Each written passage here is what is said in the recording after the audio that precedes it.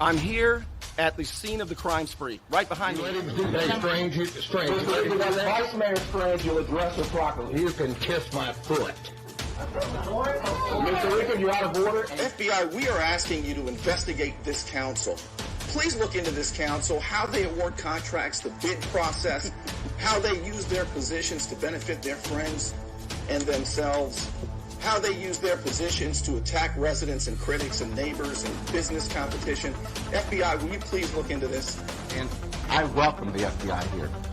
If you notice, Mr. Thompson, with his plea for the FBI and his watchdog group, this city runs the cleanest in this whole county. I guarantee He was served a federal subpoena this morning. We did receive a subpoena this morning, and we're going to cooperate 100% with the subpoena. And Most of you who were involved up here, you gaslighted me. You tried to say I was crazy. And now we know that that's not true. And there's a lot of other issues I've been asking about as well.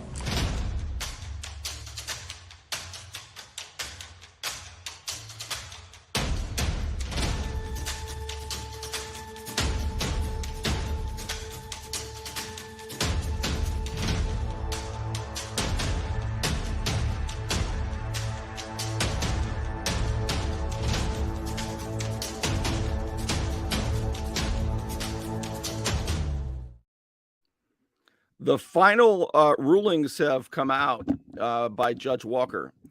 These, I believe, are the last ones. This decides what the trial is going to look like in the Lynn Haven corruption case, which begins in less than 2 weeks. It begins on Monday, February 27.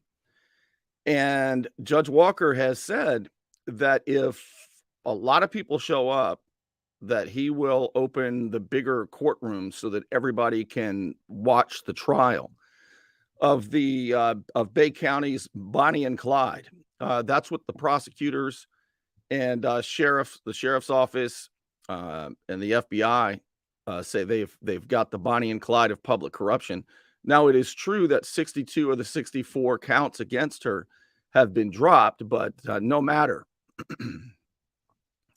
No matter. The ruling today had to do with what evidence can be shown to the jury. And this is crucial in any criminal trial, because if your defense is, say, targeted investigation or targeted prosecution or stuff like that, what if the judge says you're not allowed to talk about that in your defense? Sometimes that happens. So, and I've read these to you in past shows. The prosecutors had a whole bunch of things that they thought the jury should never hear. Things like they should never know that James Finch was sick and in a coma all of October. Shouldn't know, even though that's when it appears that others were directing the schemes to rob Lynn Haven. They didn't want the jury to know that. It's incredible. Well, anyway, the rulings today decide what the jury gets to see and what the jury doesn't get to see. And I'm going to show it to you. And it is pretty favorable to the defendants. And I mean, I was eager to see what the jury was going to, be allowed to see, because how does the truth come out, and how do you make a good decision as a jury unless you see, most of the stuff? But for example, the 64 charges, the original 64 charges 2.5 years ago, when they had the big TV press conference, right? And they announced that they'd finally, got the culprits. And they were talking about all kinds of different charges that ECS, erosion control specialist, owned by Mickey White, a new company, Mickey White, who was the nephew of the late president of JC Contractors, Derwin White, on and on. Well, that's been dropped now. I showed you that during the hearing, Judge Walker said that the land survey shows it's not Anderson's property. So that never happened. That never happened. But still, the prosecutors wanted to tell the jury that just because we're not charging her for that doesn't mean it didn't happen. All right. Well, what did Judge Walker say about that? And also the World claim, which was the insurance adjuster. We were initially told that she had taken a bribe on World claim, that she made the decision to bring in the adjuster, and that she got, actually, they said on that big day, August 19th, 2020, it was Coons. It was the prosecutor, Stephen Coons, who since retired. He said that Margot Anderson got a discounted rate, which when I was at the first evidentiary hearing turned out to be the market rate, but that there was another commissioner that got the insurance, the World claim adjustment at no cost. But that commissioner still has not been indicted. And it appears that it appears from what I'm seeing that since now they got the Bonnie and Clyde of public corruption, that it doesn't, those things aren't important. Okay. But they said another commissioner had received that at no charge and had his home cleaned for real, but nothing happened. Why is that? Don't know. But hopefully that issue will be explored at the trial. I hope. Anyway, I sure hope so. So I don't think there is anything scheduled between now and February 27 in Tallahassee in that federal trial. I don't think there's any motions that are outstanding. I think they're set to go on February 27. And so, I'm packing up stuff, getting all ready, making sure everything's folded right. Got all my toiletries, my Cliff Bars, other things that keep me going, the raisins that sometimes I'll snack on in the courtroom. You can bring snacks into the courtroom, by the way. Smoked almonds, that kind of stuff. That's what you'll see me crunching on. You'll see Miss Sarah Moon elbowing me. Shh. Judge Walker said be quiet. And by the way, he does. Woo! If you're in the gallery during this trial, if I've been saying here during the trial, when you hear shocking things, right? When you hear the investigators on the witness stand and or the commissioner, the unknown commissioner, and you hear shocking stuff, you better not gasp or make any kind of reaction, because Judge Walker said he'll throw you out.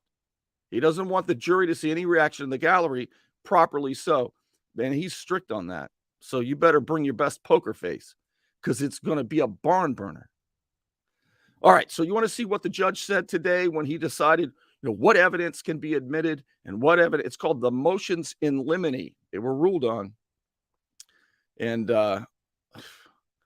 let's take a look at those right after this. You want to look good? You want to feel good? Little John's Big and Tall is where it's at, right across the street from Sky's Pizza Pie, 5700 North Davis Highway. You can find out more online at littlejohnsbigandtall.com. He's also a member of the iTex trading community, where your iTex dollars are welcome. When your life is on the line, hire the lawyer who lives in our community, works in our community, and worships in our community. I'm El Saulene, your Panama City Beach lawyer. 850-215-0628. All right, let's do this. Let's go to WMBB reported this. All right. So let's see what WMBB has to say about this. I know that they posted the actual the ruling. So I'm going to go to their page and read it from there. Here's WMBB. Now you recall after the evidentiary hearing on December 13th, the day before that on December 12th, Lynn Haven Police Chief Ricky Ramey was up there. And boy, was he pissed, He was being accused of vindictiveness and all kinds of stuff.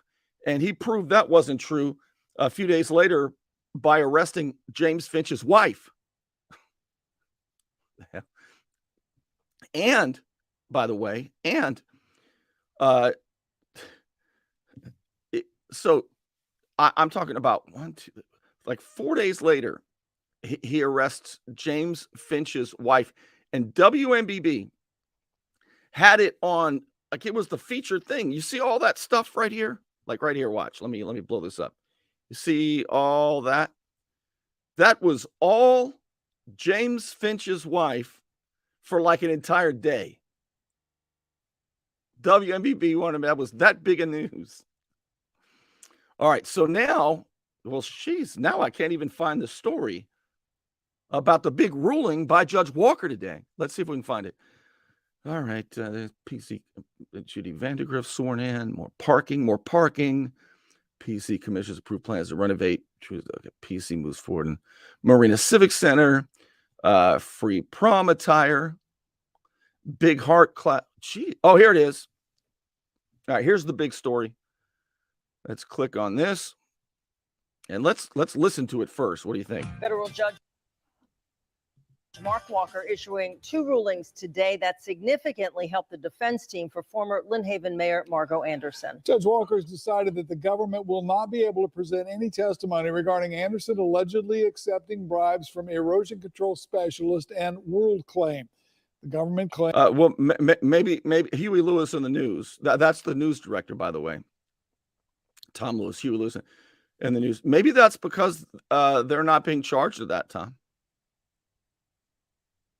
But that, okay, so here's the rest of it. Claims the ECS and World Claim evidence shows that Anderson's willingness to accept bribes. Judge Walker also ruled that federal prosecutors will not be able to talk about the fact that co-defendant James Finch is paying Anderson's legal fees.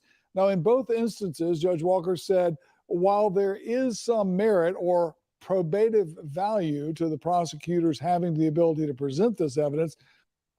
That's probative, Tom. Like probing, like probative, not probate. The risk of prejudicing the jury far outweighs the value. However, he also did rule that if the defense tries to introduce evidence that Anderson and Finch were actually whistleblowers in the investigation, then the government would be allowed to introduce the ECS and World Claim evidence. Judge That's interesting. I'm going to play this through, and then I'm going to play it again, and I'm going to answer some of these. Walker also ruled against Finch's request to exclude any evidence of his alleged bid rigging activity, and he denied the defense's request for a list naming all of the alleged co-conspirators who could be called to testify for the government. Anderson and Finch are accused of bribery and corruption for allegedly funneling city business to Phoenix Construction Company, which Finch owns. The trial is scheduled to begin. All right.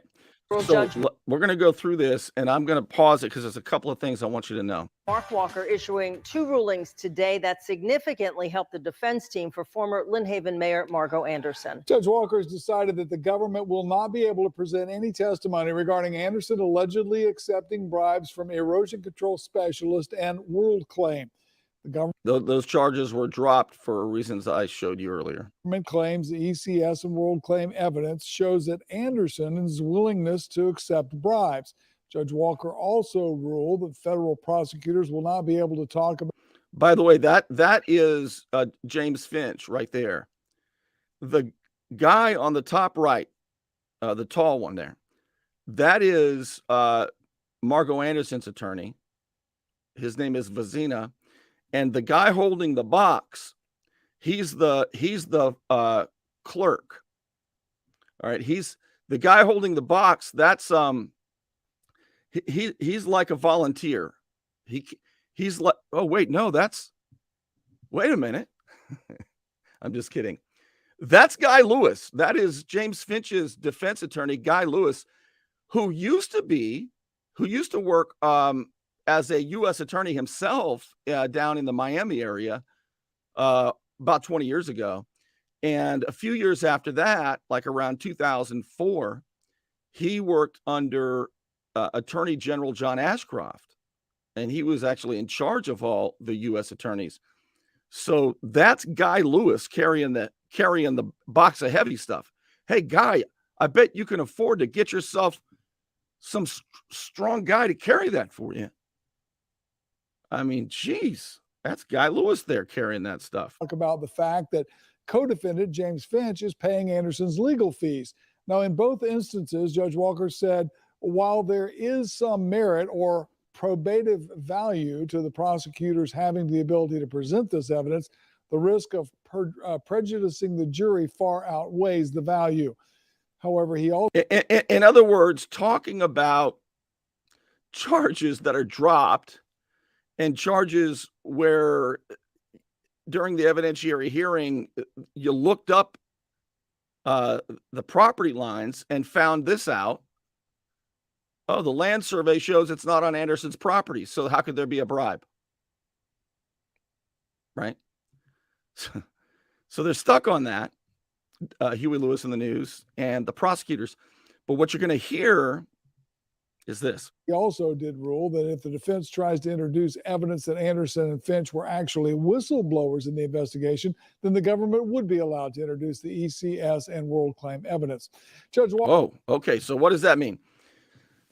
Remember that it appears to me, all the evidence I've seen, that Margot Anderson, mayor of Lynn Haven at the time, on April 1st, 2019, was the whistleblower. She's the one who went to Sheriff Tommy Ford and brought as they told the grand jury, a piece of paper with some numbers on it. She brought a document showing that there was like millions of dollars that were being fraudulently billed to the city of Lynn Haven. And so Sheriff Ford said, go get some invoices, go get some evidence and bring it back to me and don't tell anybody about it. And so she did. She went and got it from city manager Vicki Gaynor. All right. So evidently we have to believe that the whistleblower implicated herself. And that'll all be sorted through, I'm sure, during the trial in less than 2 weeks. But what else is interesting is in the documents that were released, whenever the sheriff's office, public trust unit, whenever the head of the guy trying to clean up the corruption in the town, Major Jimmy Stanford, the head of the public trust unit, whenever the sheriff and he and the top investigators would go to a judge and ask the judge for a warrant, they would always tell the judges that we found out about the fraud when Mayor Margot Anderson came to us on April 1st. That's what they would tell judges to get search warrants. But now that's not what they say. Now they say that she blew the whistle on herself or something. I'm not even joking. It's unbelievable. But I imagine, let me get rid of this. You saw this. I'm going to read this to you in a moment.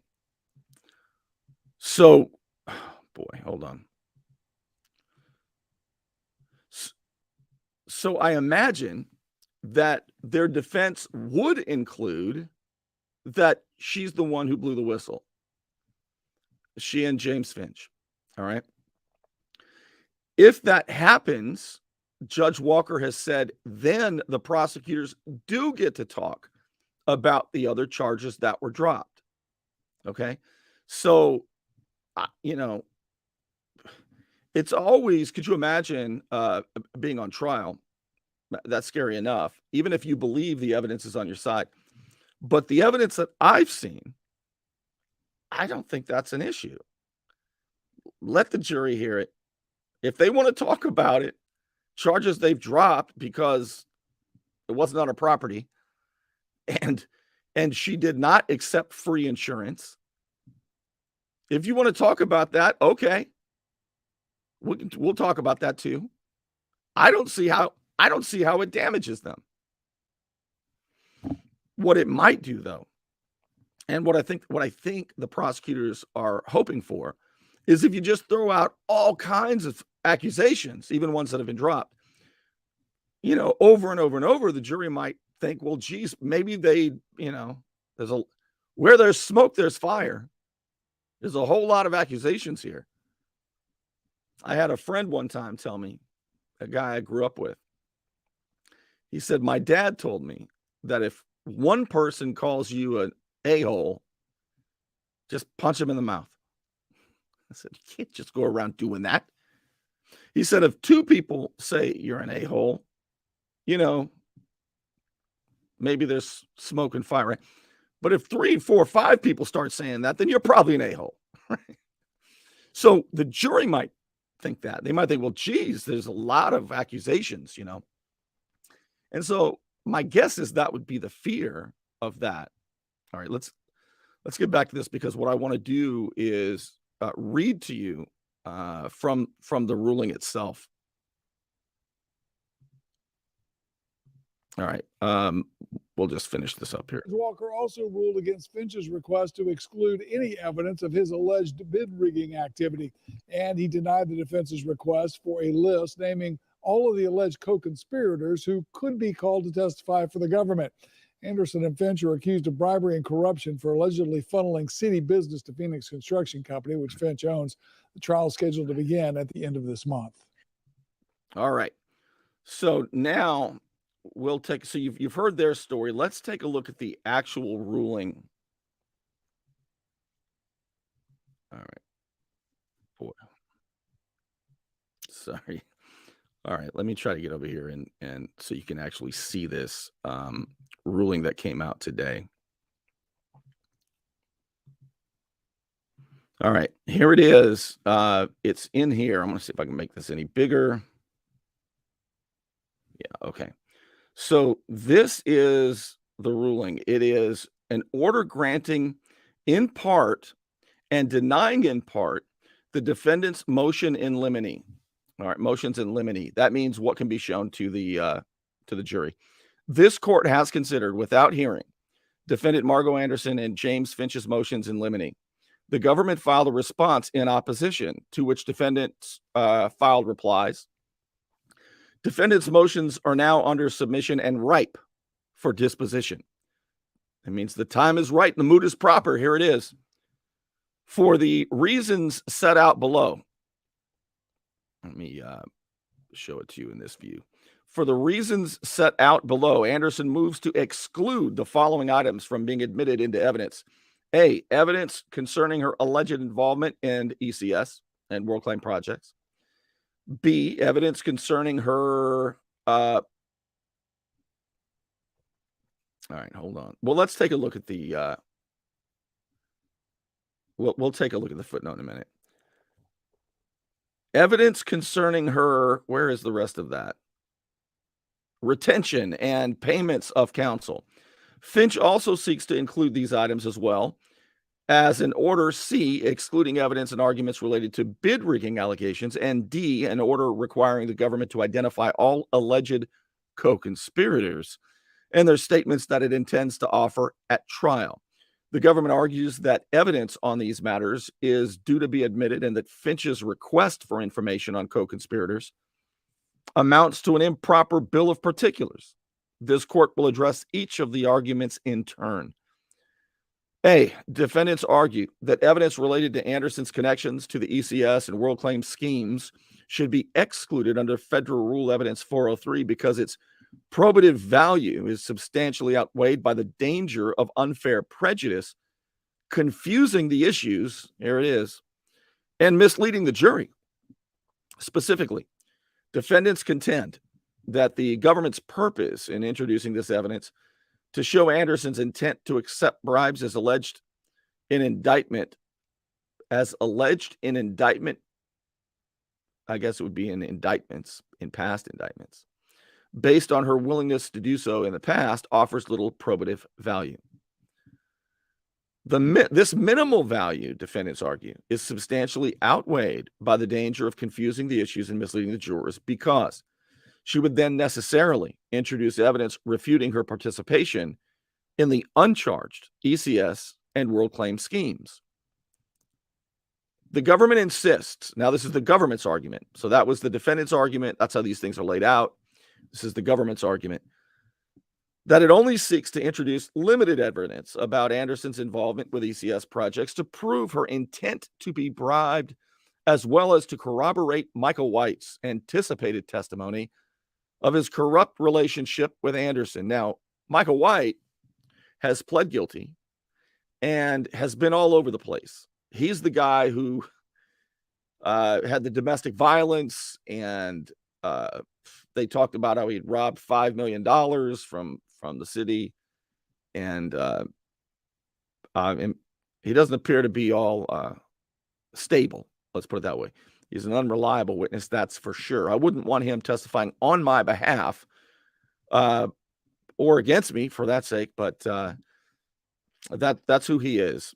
Further, this evidence would give context, the government contends, to Anderson's funneling of hurricane debris removal business to Finch. I have a question, teacher. I have a question. Here's my question. If I was in class, this would be my question. How do you funnel business to Finch when it requires a vote, and every single vote ever was 4-0 or 5-0? That's the student's question to the teacher. This is what I'm talking about. When I first heard this, I thought, oh my goodness. I can't believe that she steered contracts and funneled all this business to her lifelong friend. But then when I saw that there were 4-0, 5-0 votes recommended by staff, and that the alternatives were much more expensive, I said, holy Nikes, just like that is what I said. I said, well, why isn't that being told? Unbelievable. All right. As well as the timing of her motorhome transaction. Now it's a transaction. Before, initially, they said that it was given to her. But it looks like the prosecutors have caught up with the payments by the husband. The government acknowledges that a minimalist approach to ECS evidence, where this court excludes evidence of Anderson's role in the ECS scheme, as well as defendants' potential whistleblowing evidence, may be the best option to ensure a fair and efficient trial. The government also suggests that an approach where it would introduce limited evidence about Anderson's involvement with ECS in the form of its work on her property. Again, I go back to this. It's unbelievable. You see that? That's from December 13th at the evidentiary hearing, when they put up all the evidence, and the judge and everybody acknowledged, holy smokes, that's the land survey shows it's not Anderson's property. And even if there were no easement, it still would not have been on her property. Okay. The government also suggests, on her property, the allegedly fake invoices planted evidence. Then there's that. And the timing of the ECS indictment to show the effect that it had on Anderson. This is the government's argument. Okay, the prosecutors are arguing. As for world claim, the government seeks to introduce testimony from 2 witnesses and a few documents to establish that Anderson agreed to accept free insurance adjustment services. Did she? I'm eager for the trial on this too. From world claim in exchange for directing the city of Lynn Haven to award it with a contract. Was that recommended by staff and voted on? Or did she just do it and get a free deal?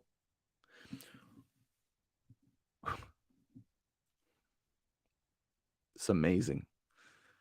The government argues that this evidence is highly probative because it, like the ECS evidence, shows Anderson's intent to accept bribes as described in the charged offenses. All right. Under Federal Rule of Evidence 403, a district court may exclude relevant evidence. This is the government's argument still. Of its probative value is substantially outweighed by a danger of one or more of the following. Unfair prejudice. Remember, this is or. or confusing the issues, or misleading the jury, or undue delay, or wasting time, or needlessly presenting cumulative evidence, end quote. Exclusion, the government argues under Rule 403, should be used only sparingly since it permits the trial court to exclude concededly probative evidence. The balance under the rule, therefore, should be struck in favor, the government says, of admissibility. In other words, we should be able to talk about all the stuff we're not charging her about with regard to ECS and WorldClaim. Now, Judge Walker says, with a close call, this court finds that most of the evidence that the government seeks to introduce as to Anderson's involvement with ECS and WorldClaim should be excluded under Rule 403. As for, and let's see why. Let's look at the, because this court finds that the evidence is due to be excluded under Rule 403, it need not address whether the evidence should be excluded under Rule 404. As the government notes, Anderson's alleged involvement with both ECS and WorldClaim projects offers some probative value as to her intent to accept bribes like the ones charged in the indictment, as well as Anderson's husband's tendency to conduct allegedly corrupt transactions on her behalf as they are being accused. The government's insistence that this evidence provides important context for charged conduct is unpersuasive. The ECS and WorldClaim conduct has little connection to the conspiracy as charged, besides showing Anderson allegedly accepted bribes in the past. In other words, this court's exclusion of most ECS and WorldClaim evidence does not leave gaps in the government's effort to show a public corruption conspiracy, with Finch at the center as described in the indictment and briefing on the motions to dismiss.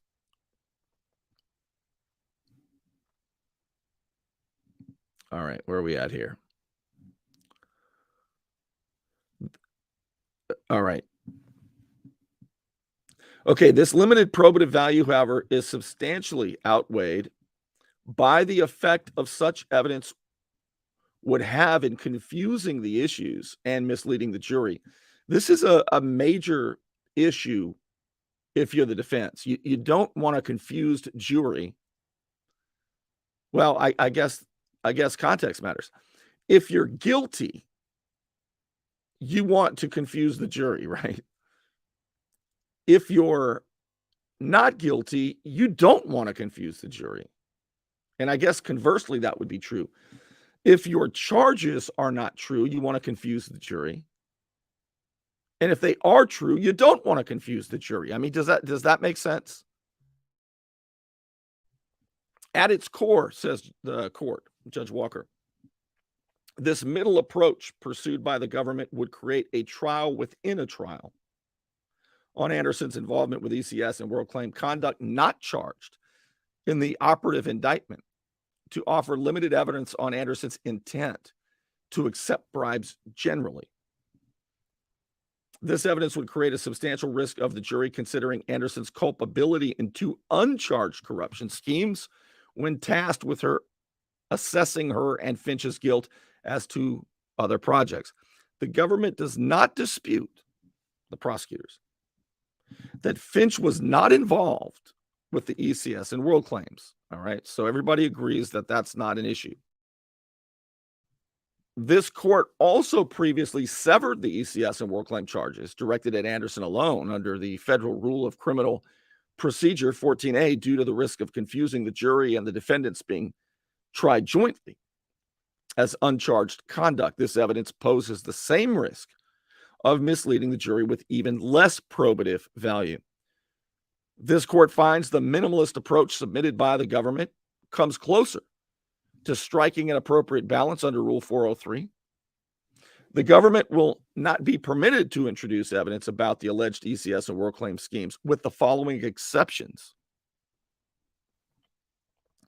The timing of the ECS indictment, which mentioned Anderson being unsealed the day after the FBI interviewed her, as well as electronic evidence that Anderson saved a copy on the day it was unsealed. All right. Grand jury subpoenas are another exception, which were served on both defendants in late December 2019. Compelling production of documents concerning the financial relationship between them.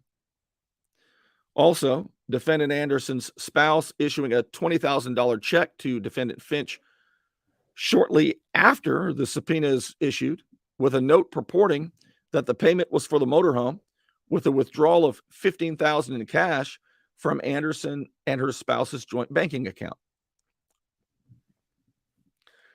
This court notes that the excluded evidence about the substance of the ECS world claim schemes may be admissible if defendants open the door at trial.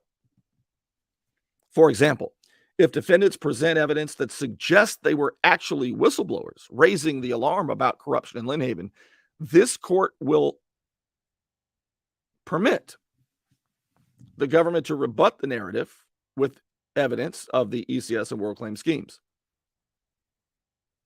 And it cites case law that says it is derogative of the search for truth to allow a defendant to tell his story of innocence without facing him with evidence impeaching that story. In other words, the jury should be able to hear both sides of the story.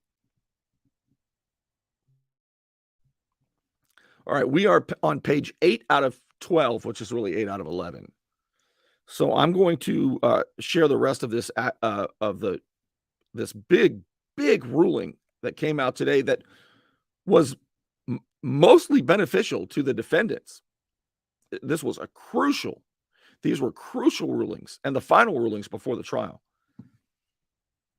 And I'm going to share the rest of it with you. But first, I want to thank our sponsors.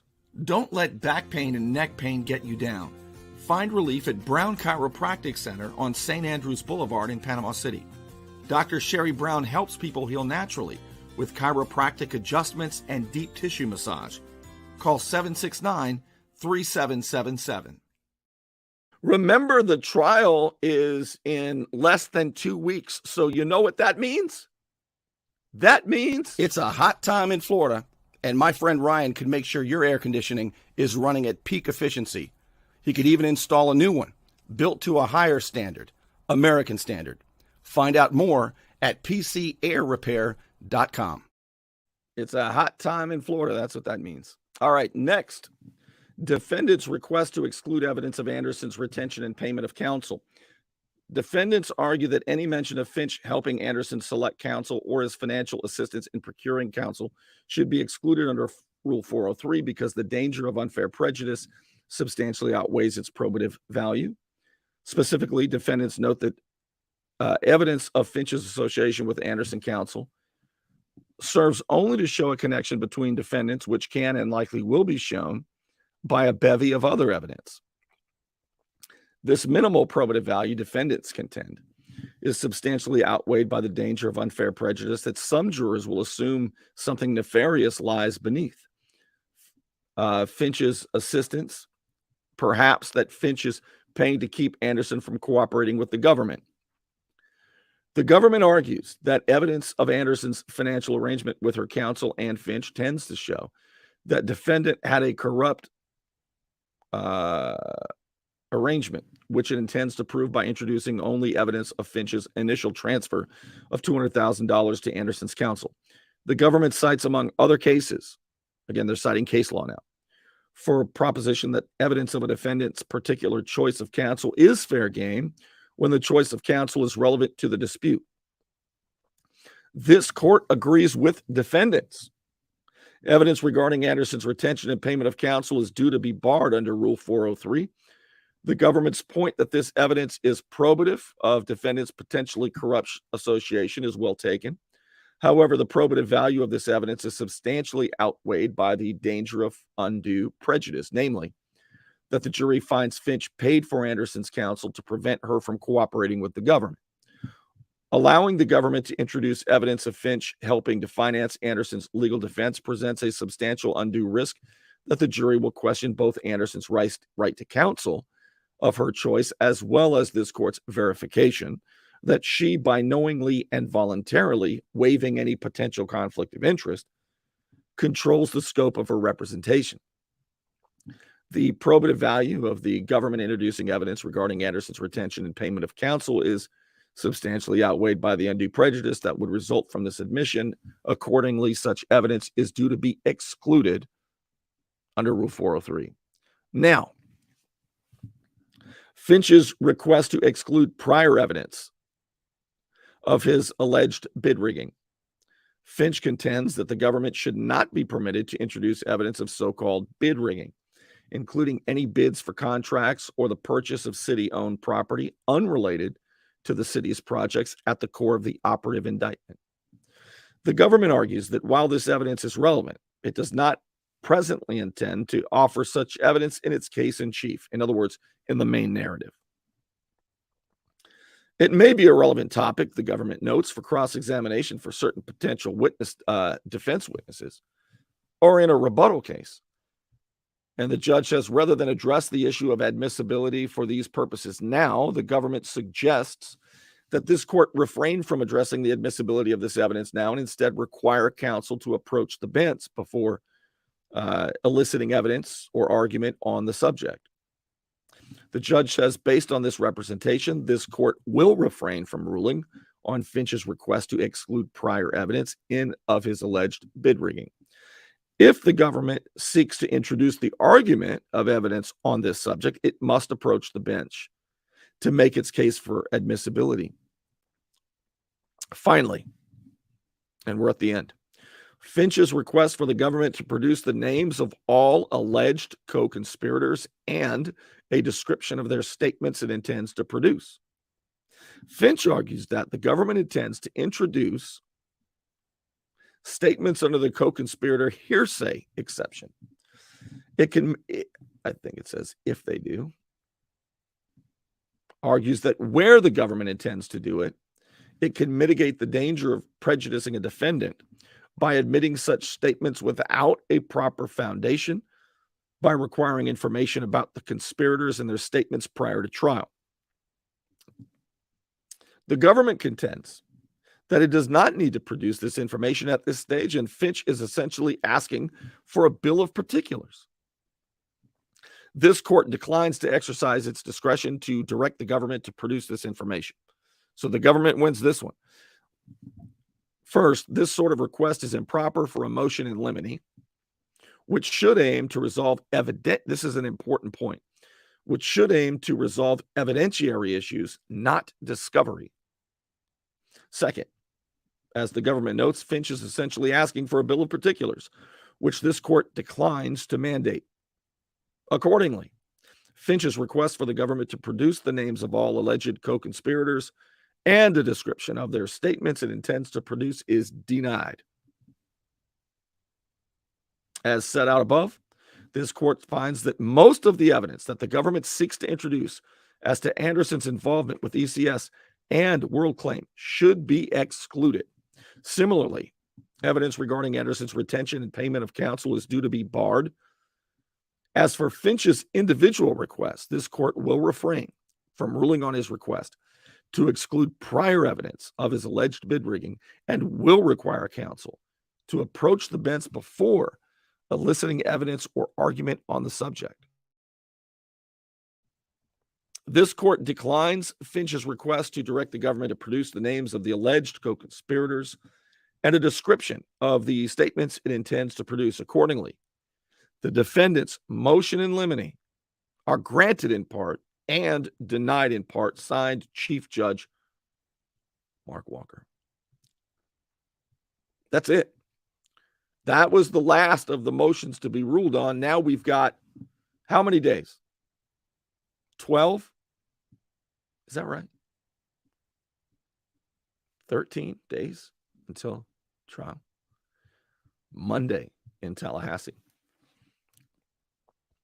All right, I'm going to wrap it up. I just wanted to stay focused on the big news that came out today. If you hurry, WMBB still has it. So quickly going down the list of headlines on their page. I want to thank the Unknown Patriot for your support as well. And I'm going to wrap it up. I'll be bringing you more, and it's going to get hotter and hotter as the crescendo continues. Thank you for being with me, and I'll see you soon.